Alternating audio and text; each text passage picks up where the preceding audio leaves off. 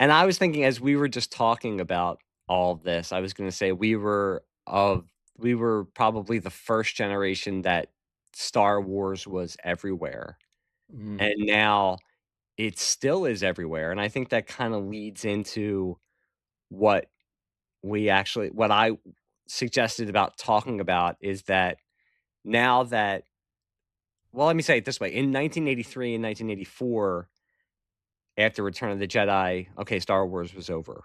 We mm, probably weren't gonna see, and I was not reading Starlog at that time or any of the other magazines, so I didn't know that George Lucas had said, "Oh, yeah, I have an idea for maybe another 3 and really 9."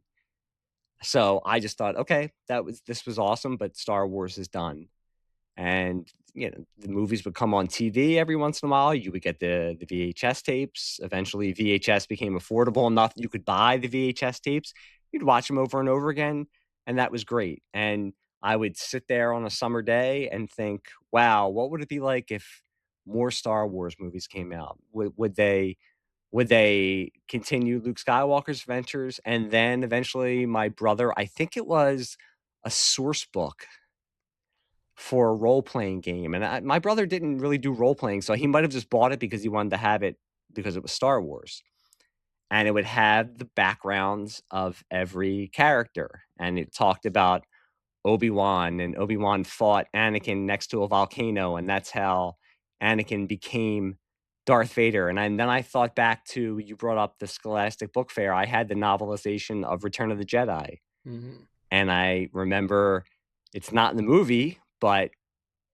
Obi-Wan says, "I fought your father, and then after I killed him, I brought him to my brother on Tatooine, and that was who Uncle Owen was." So these things went in my head, and they brought up the Clone Wars, and I said, "What would the Clone Wars be like?" "Well, we'll probably never know." And then the Thrawn series comes out, and there's a little bit of a glimmer of mhm. hope. But still, it was they were great to read, and more books came out in the '90s, and that was awesome because they were continuing the story, and then in the mid-90s, you pick up an Entertainment Weekly and hear, "Oh, there's gonna be prequels," Mhm.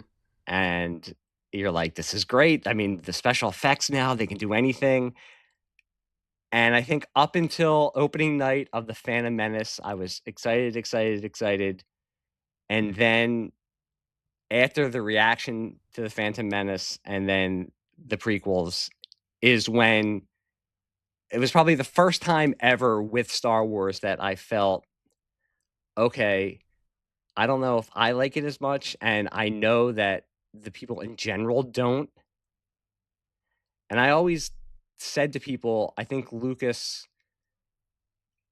he put himself in a situation where he was never gonna win, and I think there's a quote from him in Vanity Fair before Attack of the Clones came out where he said, "I could have Jesus Christ could have written this movie or directed this movie, and there would have been people who didn't like it because of what they built up in their heads over all this time." And Mm. I think that was the problem.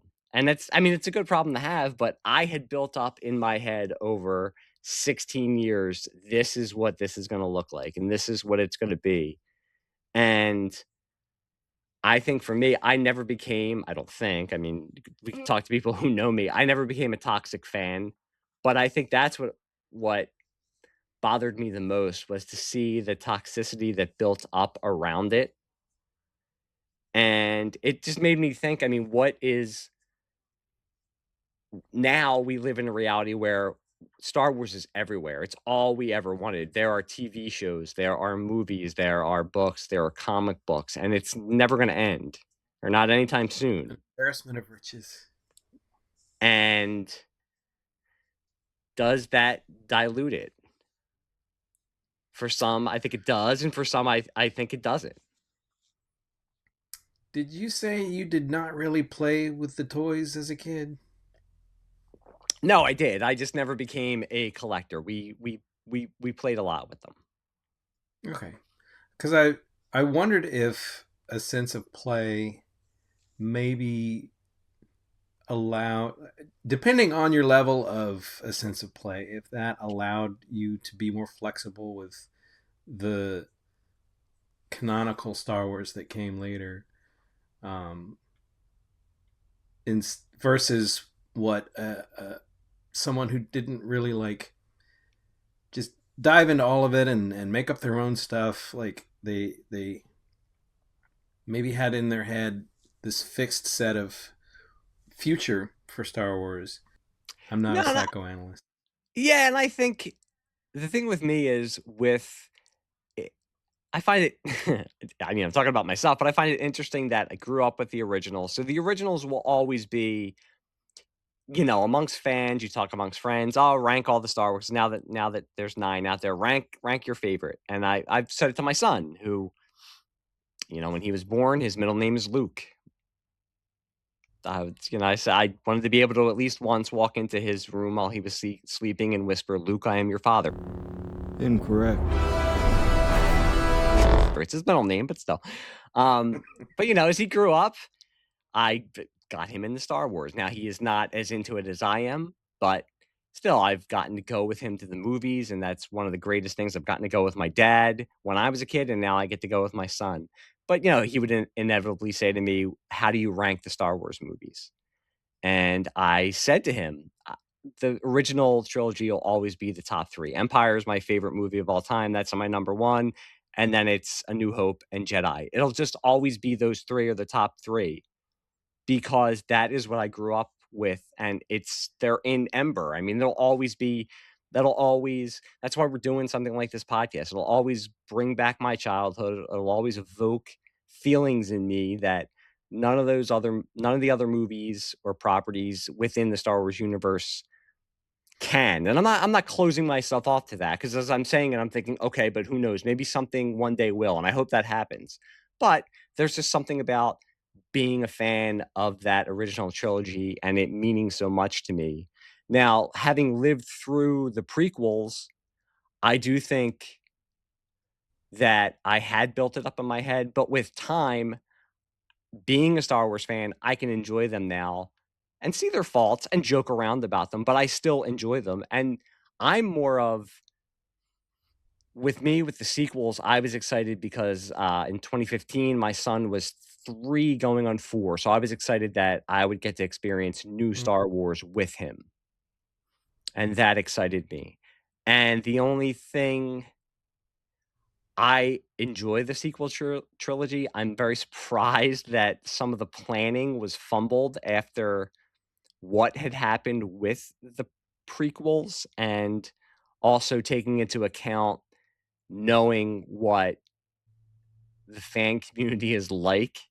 And mm, by saying that, I don't mean that I think they should pander to fans or say we have to do this because oh fans are going to get angry at us. I don't believe that at all. I just knowing that you have so much that you're going to be under so much scrutiny. I'm just and you're dealing with $1 billion IP.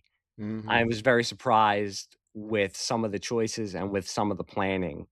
Yeah. And that's what has I'll always be a Star Wars fan. I will always be interested, but now and what was the impetus for this conversation was with The Mandalorian Grogu coming out in May.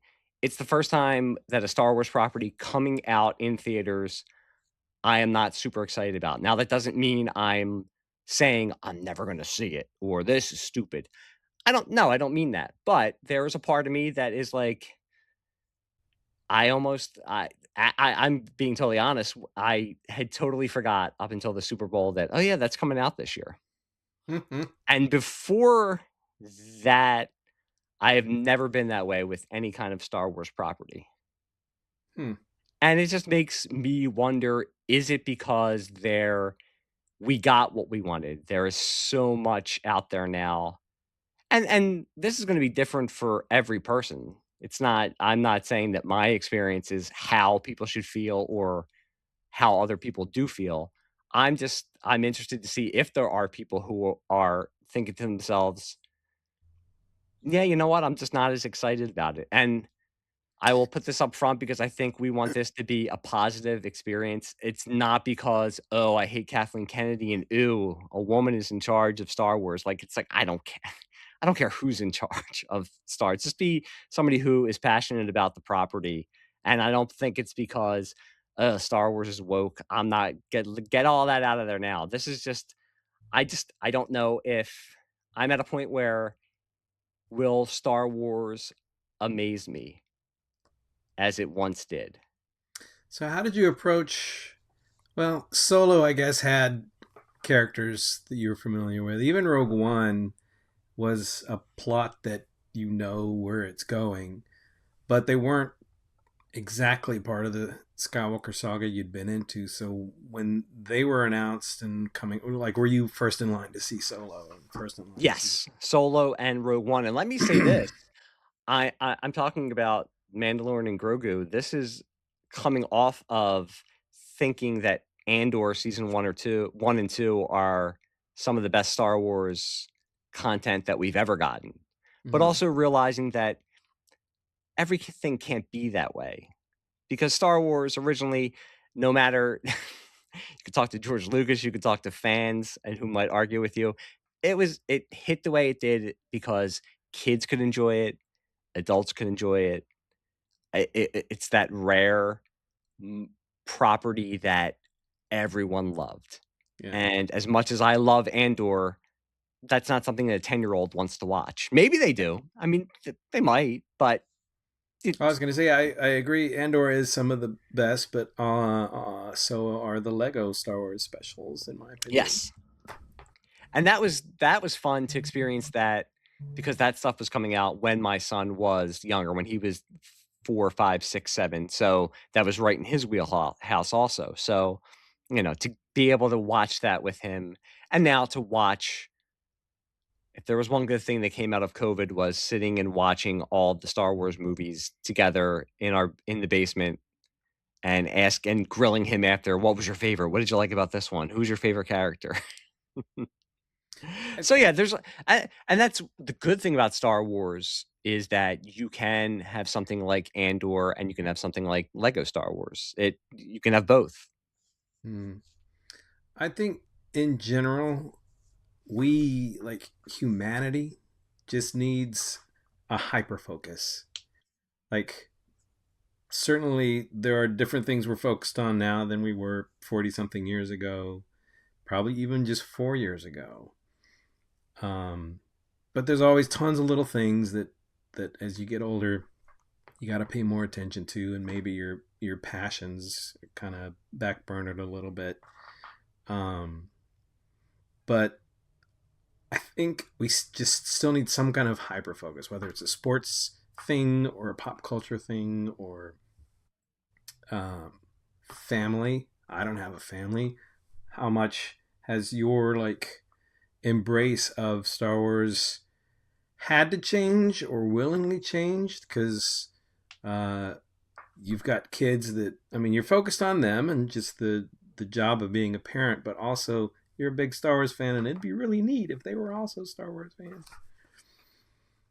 Yeah. I mean, that's why I was dressing my son in a X-Wing fighter outfit when he was 6 months old. I was like, "Let's I mean, then, maybe this might rub off on him a little bit." I mean, I may or may not have a picture of me and my wife and my 2 kids dressed as Han Solo, Princess Leia, and 2 Jedi. I mean, you hope it rubs off on them some way. Yeah, I think that's part of it, obviously, and that was one of the other, things I was pondering was that you asked me, "Oh, did you play a lot with the toys when I was a kid?" Yes, I did with the kid, but I never became a collector, and I don't know why. I used to collect comic books, but then at a certain point, I stopped.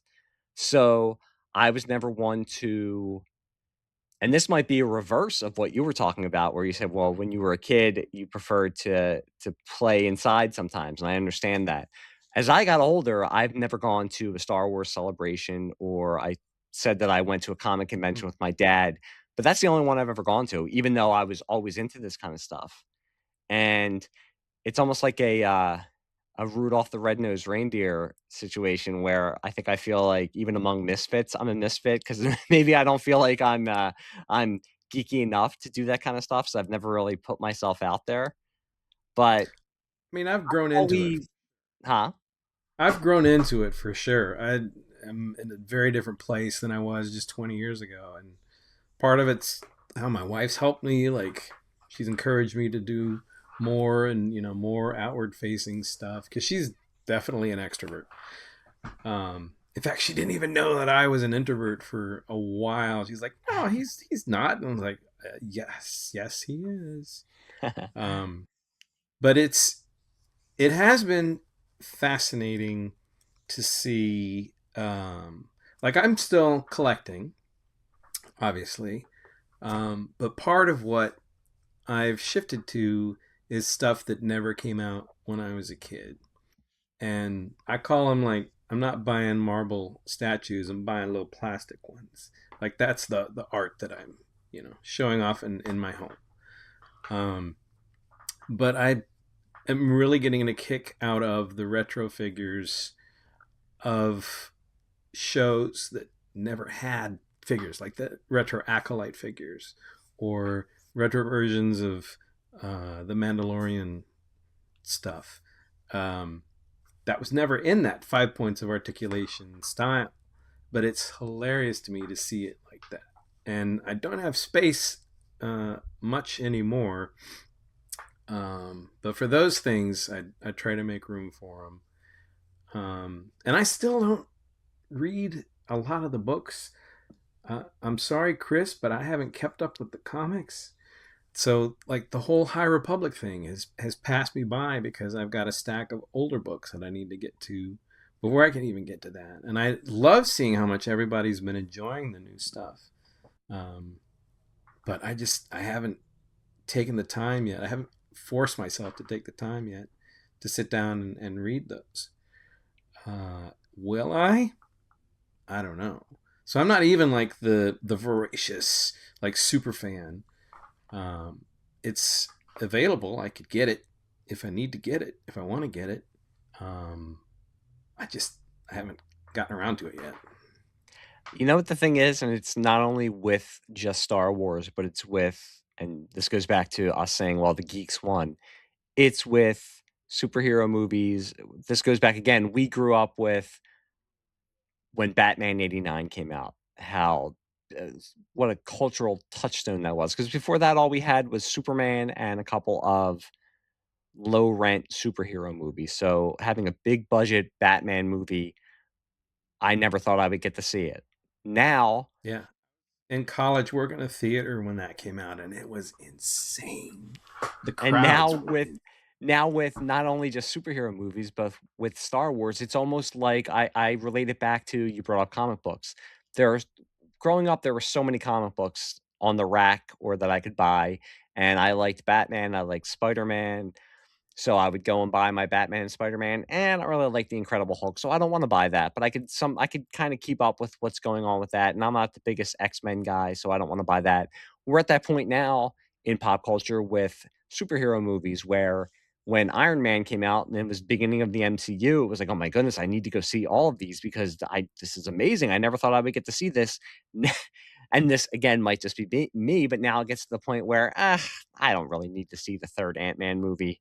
I'll just wait until Avengers Doomsday comes out 'cause I really wanna see that, and it's kind of getting that way with Star Wars, and that's not a bad thing because there is so much, but I'm the same way. I don't read a lot of the comics. In the '90s and in the prequel era, I read almost all of the books. Now, yes, I don't have time also like I used to, and I wish I did, but there's some that I just don't have interest in, and it's almost getting to be the same way with the TV shows and the movies where Andor, I knew I wanted to watch season 2 of Andor because I loved season 1 so much, but some of the TV shows, it was like, "Okay, I'll get to it." And like I Mm. said, I will see The Mandalorian and Grogu. Will I be there opening night like I was for all of the sequel trilogy and all of the prequel trilogy? I don't know. And I'm never not gonna like Star Wars, and I'll never not I wouldn't be doing a podcast like this if I didn't wanna talk about Star Wars, and that's all of Star Wars. I just I wonder if I wonder if it's if it's growing up a little bit, and I mean that in the way of, yes, you're pulled in a lot of different directions, or if Mm. it's that plus, like I said, has a little bit of the magic worn off. And will it come back with Star Wars Starfighter? I mean, after Project Hail Mary, I'm actually more encouraged by saying, "Oh, cool, we're gonna get a Star Wars movie with Ryan Gosling." I am a little more encouraged with. I loved the first couple of trailers for Mando and Grogu, the playfulness, the exuberance that Mhm, Favreau seemed to be bringing to this. Like his, I don't know if you saw his Zathura, which was just, it's kind of the Jumanji mhm. thing. And it just was done with just such an enjoyment of making a movie. Um, so far, what I've seen of Mando and Grogu makes me feel like he's trying to make a general audience's like crowd pleaser. So I'm down for that. I don't need it to be like tied into this and that. And it's cool to see these characters coming in from other shows. And I'm even more curious about Starfighter because it doesn't seem to be connected to anything. It's That's why I'm we ex know when it's happening, like the point in Yep. time, but I don't I don't know that there's gonna be like any of the Filoniverse characters in it. So that's exciting just to have a fresh, brand new. It's kind of like Acolyte coming in. That was a lot darker plot than what it seems like Starfighter might be. I mean, Sean, what's his face? The director. I Uh, know who you mean, I can't remember his name either, but yeah. uh, he's directed some great like Oh, Sean Ryan. Is it Sean Ryan? I can't remember. uh, his stuff has been such a nice mix of action, emotion, comedy. Uh, I I have faith in him, and Ryan Gosling can be hilarious and is very watchable, very charismatic. So at least the next two movies, I'm uh, very interested to see. Um, those will probably be opening night. In fact, one of them, uh, we're going to do a thing for Holly's birthday, for my wife's birthday, and rent out a theater for it for Mando and Grogu. Now So that is very cool. That is very cool. Yeah, I think I'm, my my wife is a total normie. I always call her a normie. She is not into any of the geek stuff that I am into. So if I rented out a theater for her and made her watch The Mandalorian and Grogu, she would probably walk out halfway and say, "This is the worst birthday I've ever had." I maybe had to, this when I first met my wife and my brother was going out with, the person who became his wife, they came to my apartment, and my wife had never seen Star Wars, and I don't know if my brother's wife had seen it either, so we sat them down and said, "We're gonna watch Star Wars. You're gonna watch with us," and, they watched, and after it was done, it was like, "Eh, it was okay." And I was like, "I don't know." I said to very my happy brother, for "I you. don't know if we're making the right decision on this one." Now, if my son and my daughter had said that after I showed them Star Wars, then I'd be like, "Oh, no. They've got they got too much from my wife. I don't know what's going on here." But luckily, it's okay. Yeah, I We're think we're just gonna have gonna to swing do by the opt orphanage real quick. Huh? We're just gonna swing by the orphanage real quick. Yeah. Yeah, I think, we're gonna have to do a follow-up after Mando and Grogu comes out and see where I stand after But that even one. that, like you were saying with the MCU and now the DC expanded universe or whatever they're calling it, um, the Mano Grogu movie might still have some. It you're gonna need like a previously on the Mandalorian. Um, I don't know. I want to believe that Favreau is going to make it extremely accessible. They want to make $1 billion. They want to appeal to everybody and not just. They want to appeal to this and not just to this pocket of like Star Wars fanatics. Mhm. Um, so I'm pretty sure it's not going to be steeped in uh, continuation of stuff that you had to see on streaming. Uh, at most, there will be like little winks, like if you're familiar with the show, that part right there you'll dig, but it's not like a crucial part. But it'll be like a rewarding thing if Yeah, I if mean, you've been. It's the same thing with the Marvel movies where they got so intertwined and it started to feel like homework that Mm, I need to see this just because need to know. And I think that goes back to what I said about, and it's not it's not like I'm breaking new ground by saying this because people have been writing about this for 50 years, but it's lightning in a bottle what you got with the original Star Wars, that it's just mm. something that appealed to everyone in such a way worldwide, and that's the truth. That's not just hyperbole. That's the truth that it appealed worldwide to people. And yeah, I think they do want that, and it's gonna and I think that's why they're pushing, I'm watching TV and you see Grogu dribbling a basketball and shooting it, and it's like, "Oh, what the wait a minute, what?" Which is fine because that's been going it's hand in hand with Star Wars for the last 50 years also, is marketing and, pushing the Little characters out Grogu there, so Pippin. so, yeah, it's gonna be interesting. I think in the entertainment business-wise, it's a crucial time for Star Wars because they wanna make $1 billion. They want to regain their footing after what was seen as a couple of stumbles with the movies, with some of the TV shows, and just culturally. And it's just an interesting time for me personally in my fandom. I just want to see how, and as I said, it's not like I'm going to be closing a door on Star Wars and it's like, oh, well, I'm never again. That'll never happen. Yeah, I'm just interested to see where my enthusiasm is after the movie is released.